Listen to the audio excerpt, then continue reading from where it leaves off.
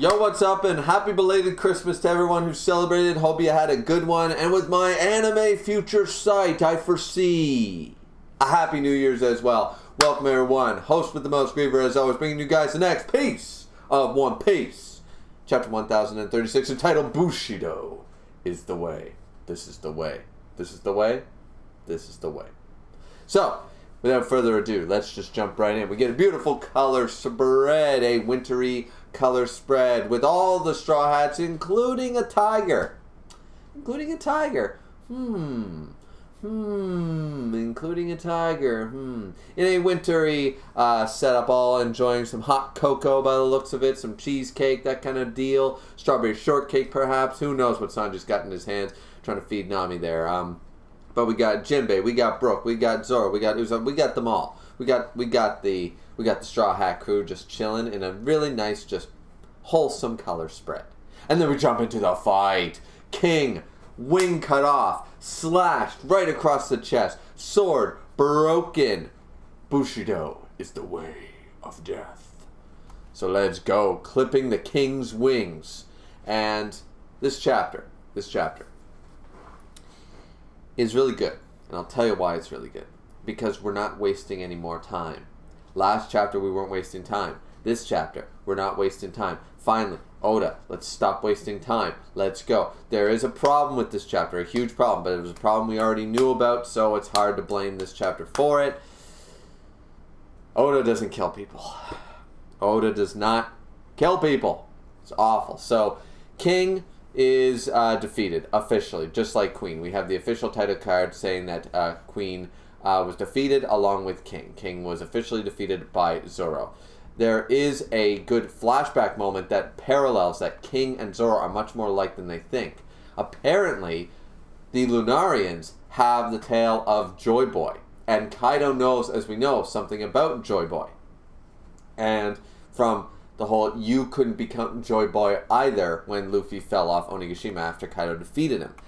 And King, in a flashback with Kaido, Kaido laughs and says, what, you really believe that, King? You think that I'm Joy Boy? Is the world I'm making really the world that you wanted? So apparently, the legend of Joy Boy was also a legend of the Lunarians.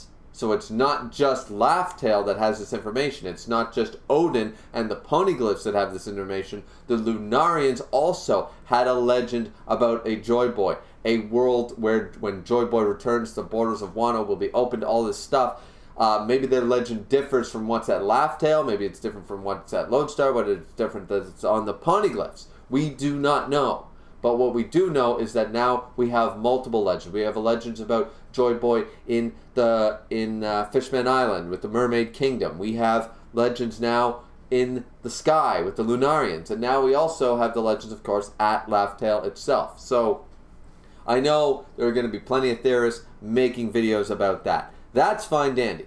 That's fine dandy. I'm not going to speculate because there's just too much information we still don't know. We could say a million things. We could say Luffy is Joy Boy. Joy Boy is a new character. There's so many possibilities, right? You have the reincarnation theory, right? You have the whole it's just a will theory. Though I would argue that would be a double entendre because so many people have speculated that the will of D is a will that is not necessarily a blood tie, but a will carried on through the generations. It would sort of diminish one if both Joy Boy and the will of D ended up basically being the same mystery with the same will that's carried on sort of idea. So I've always dismissed the whole Joy Boy is in fact an inherited will. The will of D is an inherited will, I would argue, not the Joy Boy thing. So I've always dismissed that theory.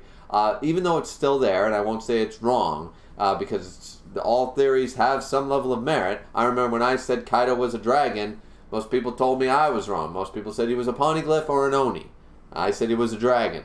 And I was right. So, but the fact of the matter is that the most likely culprits are reincarnation, a coming of age, or is not necessarily a person. It could be a brand new character. There's quite a few possibilities, but apparently there are those type of methods.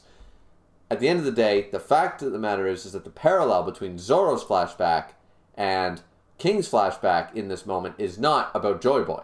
What it is about the fact that King says, being the strongest, I'll make sure that you never lose. I'll make sure to never lose until you are king of the pirates, is what he tells Kaido. And we see this parallel with Zoro, because until the day I beat him to become the greatest swordsman, I will never lose again. Got a problem with that, Pirate King? Back when he first lost to Mihawk in the East Blue, and Zoro has yet to lose a fight since. He has yet to lose a straight-up fight. So Zoro has yet to lose. And so this is where Zoro says, if that's what it takes to be the swordsman for the king of the pirates, I'll become the king of hell. And we see the fires and the weird like aura coming off all three swords. And then we see also the Conqueror's Haki crackling and crackling while Zoro's there. He's defeated king. He raises his sword. I'm like, what's he going to do here? What's he going to do? And he uses it as a ricochet. He uses it as a force to launch himself back where they were falling. He's launching himself back towards Onigashima. So the fight is officially over. He uses the technique to launch himself back towards the island, while King, with a broken wing and a cut off wing, which is pretty brutal for Oda to showcase, cut across the chest, that's definitely going to leave a mark, and his sword broken. The battle outside the right brain tower, the victor is Zoro.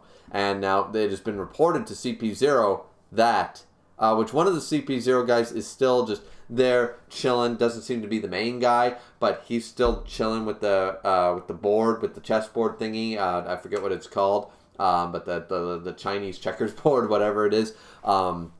He's still playing with that board there, figuring stuff out, though we don't get the information. It's reported to him that King has lost. So now all of the calamities, all stars, all the calamities, and all the Tobiropo have been defeated officially. They are all defeated. So it's like, whoa. So all that's left is the main fights. But then we jump to the fights that nobody cared about, but I am happy that Oda does bring this up. So, because CP0 said this is no joke, but we still have Big Mom, who Law and Kid are still fighting. We see a shot of that, of their raging battle. And we also see a shot of, the fact that he's referring to Kaido and Big Mom are still in play. And with those two monsters on the field, it's still anybody's game. And most likely still in their favor. Now, we do see just a little summary of what will happen, like what's been going on and what will happen when Luffy defeats Kaido. If the flame clouds go away, he's going to crash into the Flower Capital, kill everybody because of the explosives in the underground basement, the gunpowder cache. And then we have Momo still trying to stop it. And then we have, of course, Kanjuro's hatred blob flaming thingy heading towards the basement anyway, which Yamato is attempting to stop, which apparently going forward is doing very well. And we have another one of the numbers here guarding the gate to the armory, Numbers Roki, who actually, honestly, one of my favorite designs of the numbers. The numbers all seem to be, the numbers when we first saw them, everyone was like super hyped about it. I think that was a bit of Oda's fault. The numbers have been unimpressive to say the very least about them, but Yamato, of course, has Fuga on Yamato's side. Says, I don't have time to fight Roki right now, so I'm counting on you, Fuga. So Fuga just charges on a sleeping Roki, boom, right through the gate, boom, right through him. He's like, I don't have time to fight him and get the keys, so let's just go. So Fuga is going to keep Roki apparently occupied. They break down the gate and sort of idea, and Yamato's like, thanks, Fuga, you keep Roki busy. And Fuga's like, Fuga, Fuga, Fuga. So apparently Fuga gets along with Yamato very well, but apparently not Roki. Like, Yamato can't just go up to Roki, let me in, So one of the numbers really likes Yamato for some reason, this Fuga, and not so much the other ones. So, or they wouldn't just do her any favors. So I'm not sure what's really going on there. None of us really know, but that's still pretty cool. This is one of the problems, of course. Kinemon and I can't even say it. How is Kiku and Kinemon still alive? How are they alive? This makes no sense. This is really stupid. And Usopp is trying to fight back all the beast pirates, wants them to live and stuff. And he's like, yes, good plan. Because they're like, leave us here. This is the way of the samurai and stuff. And Usopp's, yes, excellent plan. Wait, this would make the entire rescue attempt we just did pointless. What the hell is you saying? What is it with you samurai? And this is actually kind of good. Like, Usopp is like done being respectful of their culture. He's done with the respecting. He's just gonna tell it like it is. He's just like, I don't get the obsession with honor and seppuku and this. I know it's your culture, but I don't like your culture, okay? I can't stand it. He goes, it might look pathetic like me to be, snotting and teary-eyed and stuff, but I'll never stop clinging to life. Even if it's a disgrace, I'm never going to stop fighting. Because dying after coming this far would just be nothing but a waste. Your deaths aren't honorable. And Usopp actually having a good speech here, even though it starts off with basically, yeah, I understand it's your culture, but your culture's fucking wrong right now, okay? And it's like, whoa, okay, Usopp, where are we going with this political statement? But then he's not wrong here. He's kind of like, yeah, your honor's fantastic, but your honor, where has it gotten you in the last 20 years? If we all die right now and you don't keep fighting, everything for the last 20 years doesn't matter anyway, because then when Kaido wins and everything we've suffered means nothing. Usopp is not wrong about this. He's not actually wrong. This is actually a good Usopp moment. Can't deny. Kiku and even Kiku and Kinemon are moved by Usopp's words in a nice way, which is very, very nice. And then even Izo comes in and says, well said. Bam! Because he's Izo. He's the coolest. He's Izo. He's a Whitebeard commander. Even the Beast Pirates know it. And they're shocked. But he's like, I'm Izo. And he takes off his shirt.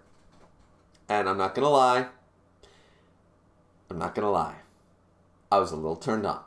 It's Izo. I mean, the man's pretty. Let's just be realistic. The man took off his kimono, took off his coat. He showed up firing on all cylinders. He picked up his sister and said, or brother, I don't know, sister, brother, whatever. At this point, I'm not going to play like I understand pronouns anymore. And everyone's shocked to see him. And just don't strain yourself. We will have time to talk later. If you two truly believe in Straw Hat Luffy. And this is a great moment. This is a great moment for Izo. Because what he's trying to say is in the same way he believed in Pops. And it's a great showcase to take off, like, it's not like Ace, because Ace had, of course, the Whitebeard thing on his back, but it's sort of a reminiscent thing, because he's got the clan of he's got the Kazuki clan symbol on his back. It's not the Whitebeard symbol, but Izo is still saying, if you truly believe in Straw Hat Luffy, then you have to live on, which is something he learned while being a pirate for so long. He learned this over the 20 years of being a pirate on Whitebeard's crew, and it's reminiscent of the whole, the symbol of the Whitebeard crew, with Ace and stuff like that. Like, maybe I'm reading too much into it, but I love it. I absolutely love it. And he even says, as he's just firing away on all cylinders, bam, bam, bam, bam, bam, which is so cool. Izo just showing up like, all right, double pistol. Boom, boom, boom, boom, boom, and it's just like, yeah, this man, he's like, keep them safe. God, Usopp. He's like, wow, you've heard of me? Oh, and then Usopp's like, oh, this man. And goddamn, look at those back muscles. And, this man, he knows who I am. And I'm just like, fucking rights. So he picks him up and they're like, let's freaking go. So they're getting them out of there. So Izo's fighting there. And then we jump to the most unimportant fight that nobody cares about. Fukuroka Juku Guku Wokaju. Fukuroka and Raizo fighting. He's like, your paralyzation jutsu. You should release it. Ha ha ha. You release it first. You know what this is? Harden. Metapod. Use Harden. Metapod. Harden even further. Maximum Harden. Metapod. That's what this is. This is a fucking joke. Just end it, Oda. I don't care. Let them both die in this fire, please, for the love of God. So I'm not even going to talk about what they're doing because it doesn't matter. Apparently, Hiyori's still here and it's going to play a song that Orochi likes. So for some reason, Komurosaki or Hiyori is still here. For some reason, I don't know what's going on here. I really don't know. I really don't know what's happening with this one. But we jump away. We do see a really cool number. Apparently, Inbi. Inbi actually looks like one of the coolest looking numbers in my opinion. He's got a really cool design. Unfortunately, we don't get to see anything more of him. Him and Apu are just running away. They're running away from CP0. So apparently this was off-screened. Fair enough, because it is showing the power of CP0 to a level. Is that, yeah, the supernovas can fight them and damage them, but in the end of the day, they are much stronger than the numbers, and they're much stronger than then the supernovas even teamed up, because 2 CP0 agents completely demolished the Zanki number and apparently Drake, because as they're standing there, we see that Drake is completely comatose and defeated, but the leader of, from what we understand, the leader of CP0 is there bleeding, and says, as expected, with a man of Drake's reputation, he was quite a handful. So it was not an easy victory. It was a mid-diff. He mid-diffed him at the most. At the most, he mid-diffed him. And then the other one doesn't seem to be damaged at all, who took down Zanki. So they're acknowledging that Apu is running away. They're still trying to find Nico Robin, all this stuff. We do see a shot of Killer. We see Beppo. We see, who we have not seen in Su Long form, which is strange. Sanji is being healed up, apparently, by one of the prostitutes, I'm assuming. Somebody from the Red District corner, Black Maria's corner there. And we see Zoro is now lying in a pool of his own blood, it appears. He's taken his bandana off, and we don't know if anybody even knows where he's at. Hopefully Chopper finds him or something. Unfortunately, I think this means that Zoro is not going to jump up and help Luffy with the Kaido fight. I just don't see it happening. It's so sad that it won't. I'm 99% sure at this point Zoro is done and out. I think most of the characters are actually realistically done and out. Drake's done. The Calamities are done. The Topiropo were done. And most of the Straw Hats are done.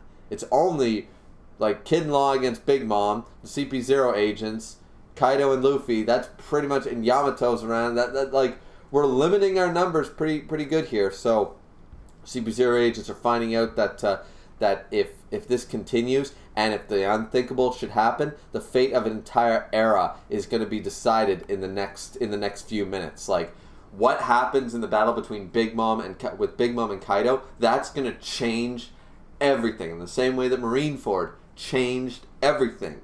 CP0 is acknowledging this, and they're telling their boss, it's just like, if the unthinkable happens, and they've been talking about this many chapters, but if the unthinkable does happen, like, we didn't think they'd get anywhere near this far. This is insane. Like, what is happening right now? Even they're shocked by this. They have no idea what's going on anymore. And then the end of the chapter is like, alright, so Oda showcased us the useless fight. He ended off a fight that I was like, don't start another fight now. That's the one problem I had with the Apu and Drake versus CP0. I'm like, we don't need another fight added to the baggage right now with Wano. But they off-screened it, and in a way that I'm not upset about, because realistically this just shows that CP0 is something not to be trifled with. CP0 is no slouch when it comes to fighting supernovas. So now we have a baseline for them. That's good. And it only took us a couple panels to showcase that. The Fukuroka Juku and all that shit, don't care. Don't care about the Oniwaban fight. I just don't care. Nobody does, which is hilarious. But the Zoro fight has finally been, all the Calamities are done. Zoro and Sanji are down for the count from what I understand. We haven't seen from Jinbei in a while. I'm sure Jinbei's going to show back up. Maybe he'll end up helping him to fight Kaido. Who knows? Be like, I will prove myself. You know, sort of idea, as a member of the Straw Hats, future Pirate King, or something, I don't know. At this point, maybe it'll just be Luffy and Kaido on the roof. Maybe no one will help. No Yamato, no Momonosuke, no nobody. It's just going to be Luffy and Kaido. And that's what we're seeing here at the very end of the chapter. We're seeing them conquers Haki up. Conquers Haki up. They just keep going. They just keep going. Now, Luffy continues to try, and he Gomu no, slam. Gomu no, blocked and slam. And then finally, Gomu no, rock, gun, and he slams and punches Kaido right in the face. Kaido goes flat on his ass, and then he gets back up, him and Luffy, and they both start laughing. So this is going to be, this is going to be a weird feeling where Luffy, I don't think it's going to be the level of Katakuri, but it seems like they're really, because they even say, like, this is getting good, like, I'm enjoying myself, and Kaido's like, I was thinking the same thing, because they're both, like, laughing, like, water, and it's like, they just keep laughing, like, alright, we're beating the shit out of each other, this is fucking awesome, let's keep going. They can't get enough of kicking the crap out of each other, and you know what, it's actually, I think this is actually convincing Kaido that Luffy is worthy, you know, of being being the sixth man that he sees behind him, the sixth pirate that can defeat him, you know what I mean? Sort of idea, because we saw the five that could, And will Luffy be the 6th? Now, once again, there is an argument for people like Big Mom. There's an argument for people like... There's not really an argument for Blackbeard, guys. I'm sorry. But there's an argument for people like, what about Sengoku? What about Garp? What about the Marines that used to capture and defeat Kaido and bring him in? What about them? There is the potential for them. But I think what we saw back there was not just people who could defeat him, but people he respected who could defeat him. He respected Roger and Whitebeard. He respected Odin. We know he respected Odin and Rocks. We know that. He respected Shanks. So, not only did it show only pirates, Odin technically a pirate as well, but it showcased the people that Kaido respected who he defeated. I don't think he ever respected Big Mom in that way. As he said, I'll kill you if you come here, Lin Lin. You know what I mean? So I don't think he holds Big Mom in that, and that's why it was the 5. That and it would be clustered, but also I think that that's a core reason, is that's the key difference. These are 5 people that can defeat Kaido or fight on his level, that he knows that, and also that he actually holds a grudging respect towards for their strength, for their power. You know, Roger and Whitebeard, they did it right. You know, and of course we can assume that Rocks, yeah, my original captain who taught me everything, you know. Then we can assume Shanks, he's the one Yonko that could stand, you know. And then Odin, of course, we already know the story with Odin, so like it just makes sense. So it'll be very, very interesting. I think the next chapter, 1037, because this is the end of the chapter, I think 1037, it's just going to be mostly, I think the majority of the chapter is going to be Kaido versus Luffy again. I can see it. We had Sanji versus Queen. Zoro versus King. What do you think we need next? We need Kaido versus Luffy. We need Kaido versus Luffy again. Because I don't think we're going to end it quite here. I think 1037, we're going to show a lot of Kaido versus Luffy. Then we need to clean up the CP0 problem. We also need to clean up with maybe Jinbei will get involved, and Brook, and people that can still fight. Then we got to clean up the Big Mom thing. And then it's got to be Kaido and Luffy. We got to see the final parts of that. I really hope we don't jump away. If we do jump away, and 137 does not showcase any of that, what 137 needs to do is clear up the Orochi shit. Finished. 100%. Needs to clean up the Yamato stuff. 100%. And needs to clean up the Fukuroka Jukajukajo, the only Wabon Raizo fight. We need that done. We need to clear up the shit that nobody cares about, and we need to do it now. Not saying that some people don't care. Like, I like Yamato. Yamato for Straw Hat, 100%. But that's taken away from the shit I want to see. I've seen my Zoro versus King fight. I'm good. I need to see my Kaido versus Luffy. I need to see more. We're in the final stages. Wano has been the longest arc of One Piece.